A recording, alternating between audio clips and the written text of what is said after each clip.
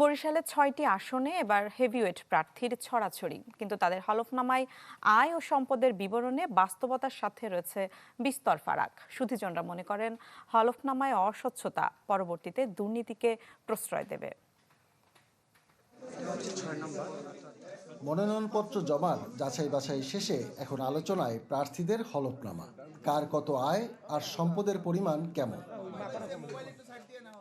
বরিশালে হলফনামায় সর্বোচ্চ আয় দেখিয়েছেন এই জেলার সংসদীয় ৩ আসনের সাবেক এমপি জাতীয় পার্টির গোলাম কিবরিয়া টিপু। পেশা ব্যবসা, বার্ষিক আয় ৩.৫ কোটি টাকার বেশি। স্থাবর অস্থাবর সম্পত্তির পরিমাণ ৬০ কোটি টাকার। বর্তমানে তিনি কারাগারে আছেন। ফৌজদারি মামলা রয়েছে ১০টি। অপরদিকে বার্ষিক কোনো আয় দেখাননি বরিশাল ২ আসনে বিএনপির প্রার্থী সরদার শরফুদ্দিন আহমেদ শান্টু।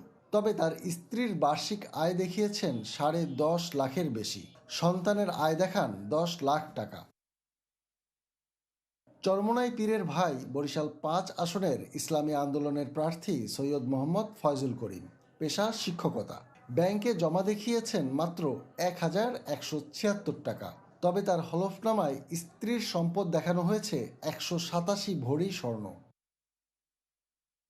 বরিশাল ৪ আসনে বিএনপির হেভিওয়েট প্রার্থী রাজীব আহসান। পেশায় ব্যবসা ও ঠিকাদারি। তবে বার্ষিক আয় মাত্র ৪,৬০,০০০ টাকা।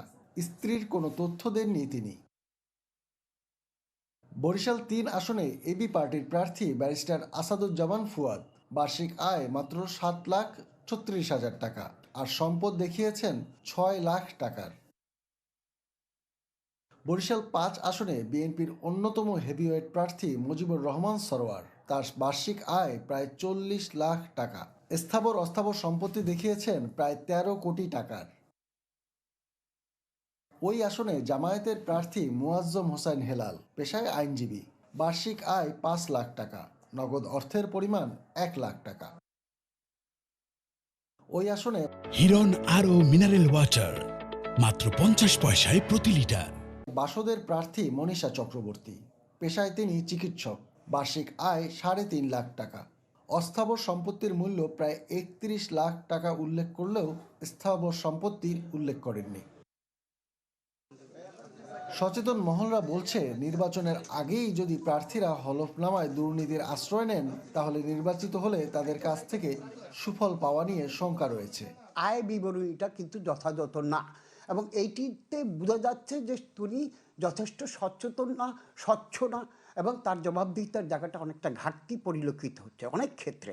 এবং সেই ক্ষেত্রে আমরা মনে করি প্রশাসন এবং প্রার্থী উভয়কে এমন একটি জায়গা আনতে হবে যে জায়গার মধ্যে তার শুদ্ধাচার, তার স্বচ্ছতা, তার জবাবদিহিতা এখনই নিশ্চিত করতে হবে। কারণ এর মধ্যে দিয়ে একটি প্রার্থীর ভবিষ্যৎ নিয়ে কিন্তু জনগণ বা ভোটাররা কিন্তু তাকে পরিমাপ করবে। বরিশালের ৬টি আসনে ৪৫টি মনোনয়নপত্র জমা পড়েছিল, যার মধ্যে বৈধ ঘোষণা করা হয়েছে ৪১টি। কাউসার হোসেন রানা, চ্যানেল 24, বরিশাল।